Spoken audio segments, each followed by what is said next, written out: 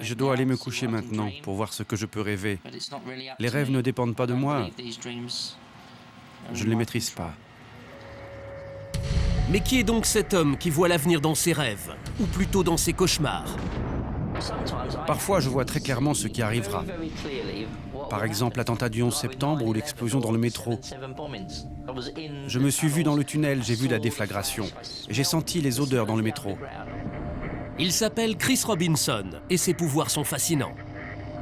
Les capacités de Chris Robinson ont changé ma façon de voir le monde. Sa réputation a fait le tour de la planète. Au Japon, il est une star des plateaux télé. Vous savez, ça fait longtemps que les médiums aident les policiers. S'ils sont capables de retrouver un proche, un enfant, qu'est-ce qu'on en a à faire de ce que disent les gens, les médiums? Les rêves de Chris Robinson sont-ils des affabulations ou est-il réellement capable de deviner le futur? 25 ans que des visions prémonitoires hantent les nuits de Chris Robinson. Et il a commencé très fort. En 1986, alors qu'il a déjà 35 ans, il rêve qu'un énorme champignon atomique venu de l'Est touche la Grande-Bretagne. 5 jours plus tard, le monde entier a appris l'accident de la centrale de Tchernobyl. J'ai pensé que mon rêve n'était qu'une simple coïncidence, mais le phénomène s'est répété.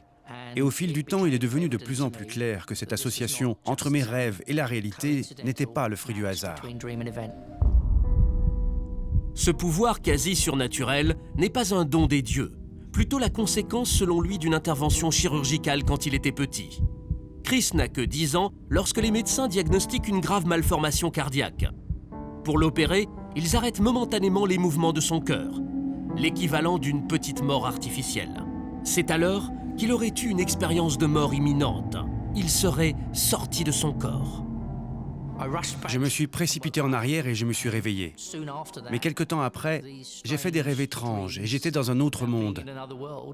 Je pouvais voir des choses qui ne s'étaient pas encore passées, qui n'existaient pas encore. Aujourd'hui, l'homme vit dans la grande banlieue de Londres avec sa nouvelle femme et leurs 3 enfants, Melissa, Daniel et Jerry, le petit dernier. Hi Jerry. Trop jeune pour avoir connu les événements du World Trade Center, le garçon est très fier de son papa. Il avait averti des gens dans un immeuble que d'autres allaient entrer en collision avec eux. Et c'est le lendemain, je crois, que les avions sont entrés en collision avec le bâtiment.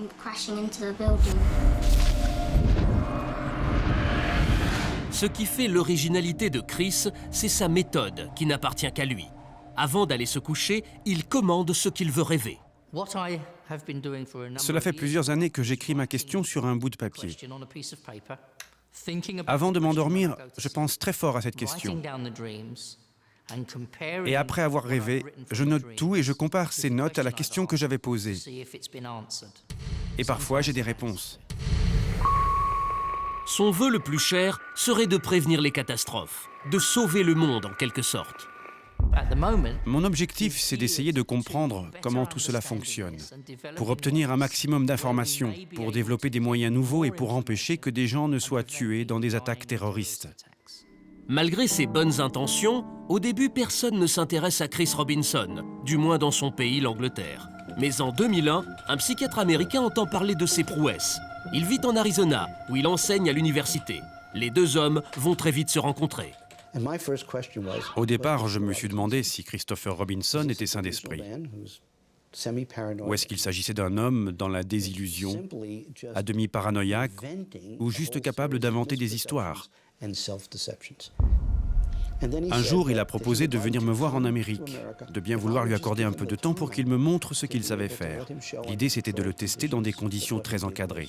C'est ce que nous avons fait, une expérience que nous avons baptisée « Les 10 jours en Arizona ».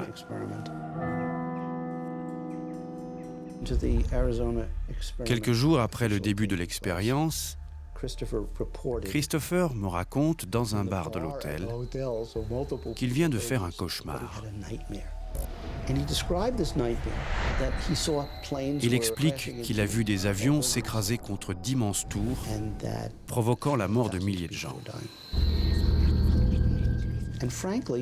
Sincèrement, j'ai négligé ce cauchemar, parce qu'il n'avait rien à voir avec l'expérience que nous menions. Mais quand Christopher est rentré chez lui en Angleterre, il a continué à faire le même cauchemar. 2 jours plus tard, il y a eu le 11 septembre. Ce cauchemar prémonitoire a fait le tour du monde. Depuis, Chris Robinson est une célébrité internationale.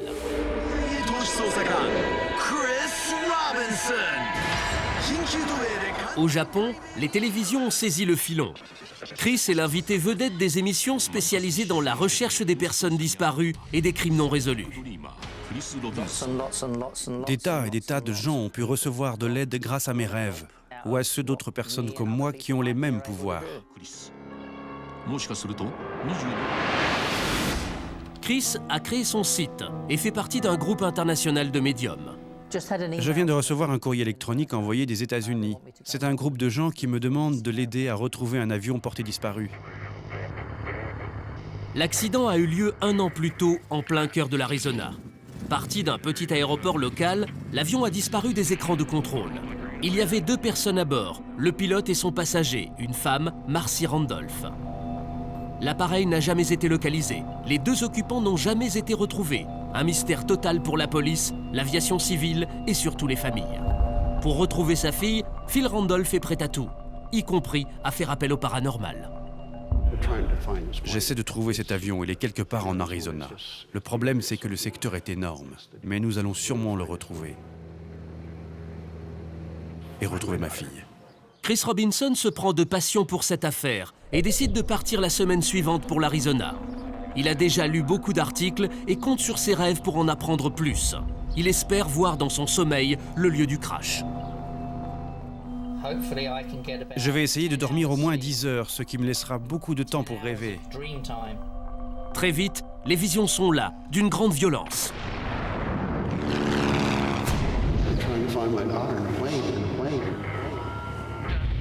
Quelqu'un crie « L'avion ne répond plus. On n'a plus de jus. » C'est peut-être parce que l'avion n'avait plus de carburant. Au petit matin, les visions sont parties. Il lui reste le souvenir qu'il faut noter et interpréter. Qu'est-ce qu'il y a de plus dans ce rêve? Une caméra dont j'ai déjà rêvé. Avec un film de 120 mètres dedans.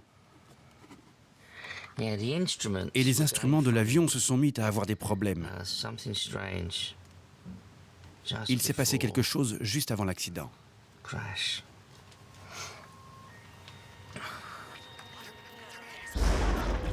J'étais dans l'avion et tout à coup,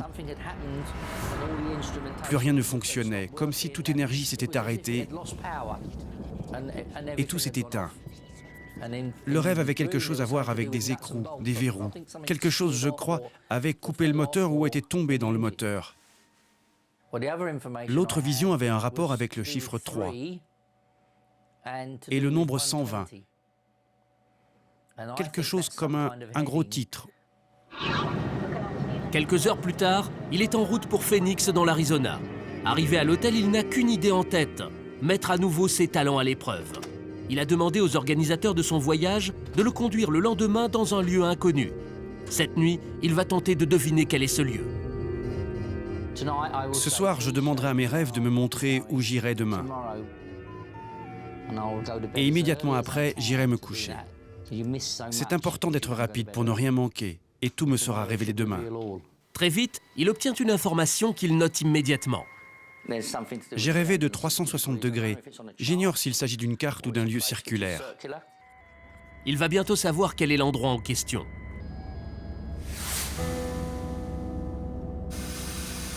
Le trajet dure 2 heures à travers le désert. Pour moi, c'est une exploration. Vous savez où nous allons, mais moi pas. Il me faudra y arriver pour avoir des réponses à mes questions. Dans mon rêve, je me souviens avoir tourné en rond, comme sur une piste à 360 degrés. Et là, on est en train de tourner en rond. Le cercle est un élément important lié à l'endroit où nous nous rendons, les 360 degrés. C'est ici. Vous voyez, tous les objets autour de nous sont ronds, même la poubelle. Il y a des cercles partout. J'adore les cercles. Joli coup pour Chris. Mais la nuit suivante, il fait encore plus fort. Marcy Randolph, en personne, apparaît dans son rêve, la femme que tout le monde recherche. J'ai rêvé que je parlais à cette femme qui a disparu dans l'accident d'avion. Elle me parle avec une voix de petite fille et je suis capable de comprendre à travers elle qu'elle a conscience que c'est la fin.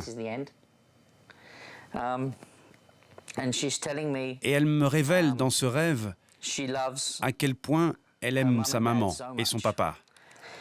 Quand je vois ce genre de choses, je ne suis pas effrayé, parce que cela m'arrive souvent. J'imagine que si cela arrivait à des gens normaux, ils se réveilleraient en sursaut et penseraient avoir fait un cauchemar. La femme apparue dans ses rêves a disparu depuis maintenant 1 an. Et il lui faut absolument trouver de nouveaux indices. Chris va travailler avec un ancien officier des services de répression des drogues, Kelly Snyder. Il dirige aujourd'hui une agence spécialisée dans la recherche des personnes disparues. Mais chez lui, tous les détectives se prétendent médiums. Vous savez, il y a longtemps que les médiums fournissent des informations à la police.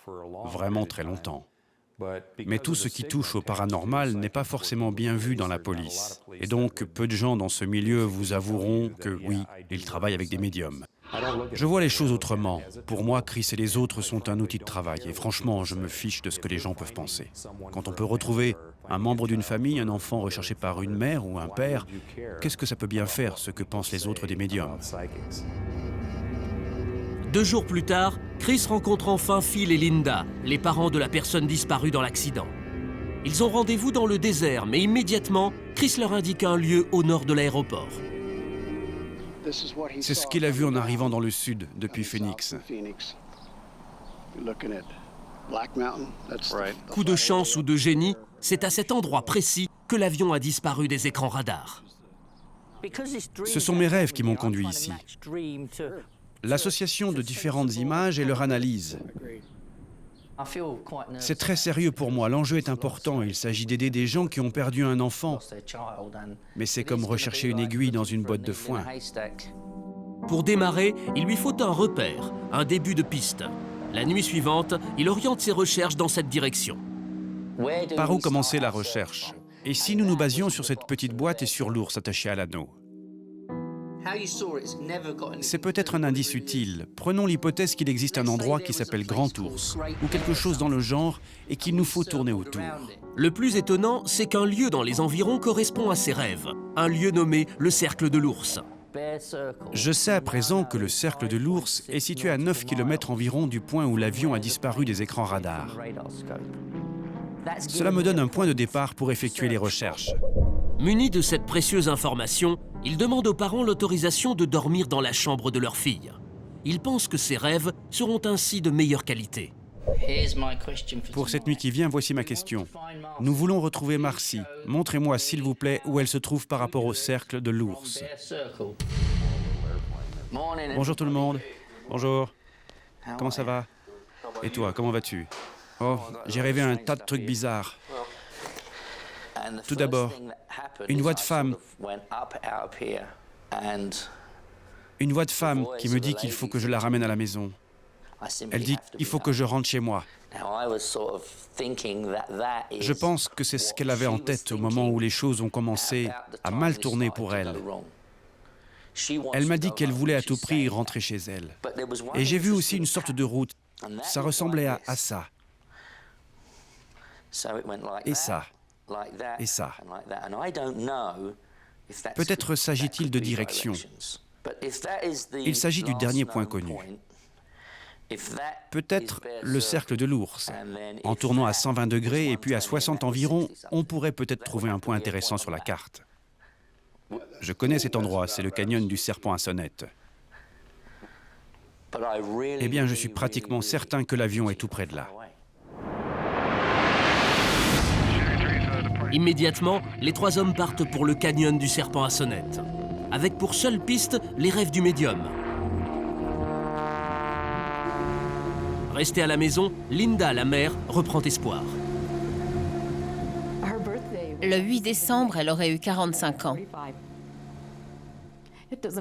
Vous savez, les enfants sont toujours les enfants, peu importe qu'ils soient petits ou grands. Ils sont toujours les enfants de quelqu'un, même adultes. Ils vous manquent toujours, et peut-être même plus que des enfants. Il reste l'espoir, il ne faut jamais renoncer. Mais je ne pensais pas qu'une telle chose puisse nous arriver un jour. Dans le ciel, les recherches se poursuivent. Mais au bout de 3 heures, il faut rentrer à l'aéroport. L'avion n'a plus assez de carburant. Je pense que nous ne sommes pas allés assez loin. Tous sont certains d'être tout près du but. Demain, ils tenteront d'atteindre l'endroit indiqué par le médium. Ce qui laisse le temps à Chris Robinson de faire un dernier rêve. Et cette fois, il dormira avec les effets personnels de Marcy. Ici, je vais mettre ses baskets, son t-shirt et les autres vêtements là.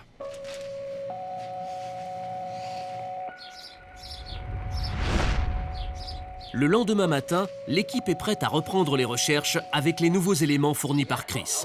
L'ambiance est détendue et tout le monde est optimiste. Nous avons beaucoup d'éléments en notre possession. Peut-être n'y arriverons-nous pas aujourd'hui, mais nous sommes très proches du but. Le rêve de Chris n'apporte rien de précis cette fois, ou du moins des visions contradictoires. Vont-elles permettre de retrouver l'épave? Je vois un endroit sombre et un endroit très lumineux. Il était impossible d'éteindre la lumière. Je pense qu'il pourrait s'agir de l'enfer et du paradis. Allons-y. OK. Il est 10 heures du matin quand les 3 hommes survolent enfin le cercle de l'ours. Dans l'avion, Chris ne cache pas son émotion. S'ils sont arrivés jusque-là, c'est grâce à tous les rêves qu'il a pu faire. J'ai vraiment senti que tout s'était passé ici. J'avais vraiment envie de pleurer. J'avais les larmes aux yeux et j'ai pensé, voilà, on va y arriver. Soudain, Chris aperçoit quelque chose sur le sol. Un objet brillant de forme bizarre, probablement un morceau de métal. Cela pourrait être un morceau d'aluminium, une boîte, une toiture emportée par le vent. Mais dans la vallée, il n'y a aucune ferme ou habitation. Il faut absolument qu'on sache ce que c'est. Revenu à terre, il contacte immédiatement les autorités aériennes. S'agirait-il d'un débris de l'avion? Il semble que oui, et ils ne seraient pas les seuls à les avoir repérés. 3 pilotes auraient repéré les mêmes débris dans le canyon du Diable. C'est une blague? Non, non. Il paraît qu'ils ont même les coordonnées de l'endroit, ils les ont données aux autorités. Vous croyez qu'on l'a enfin retrouvé? Oui, j'en suis presque sûr.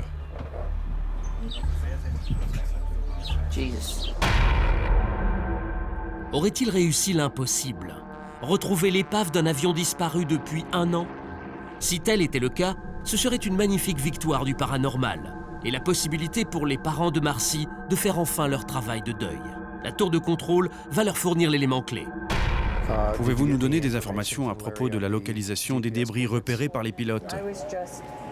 On nous a juste signalé hier cette information. Mais c'est très confus. OK. Visiblement, ça n'a rien à voir avec votre avion. Les débris repérés n'ont rien à voir avec l'épave recherchée. Pour les parents de Marcy, la déception est énorme. Mais ils y ont cru jusqu'au bout. Quant à Chris, il se montre désolé, tout simplement. J'aurais aimé repartir d'ici en ayant retrouvé l'avion. Cela m'attriste. Merci, Chris. Je quitte ce lieu, mais j'espère qu'ils réussiront un jour. Tu reviens nous voir bientôt? Bientôt. Tenez-moi au courant. Merci.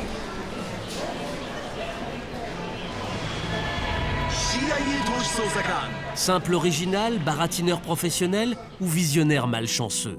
Toujours est-il que Chris Robinson ne se ferait pas payer pour ses services. Finalement, ce qui lui importe, c'est de comprendre le phénomène, pour comprendre qui il est. Je fais des rêves prémonitoires, je ne crois pas être le seul. D'autres en sont capables et je suis en contact avec beaucoup de gens à travers le monde qui me racontent ce qui leur arrive. J'espère que ceux qui ont ce don participeront eux aussi aux recherches pour qu'ensemble, nous puissions comprendre qui nous sommes et comment nous sommes arrivés sur cette planète.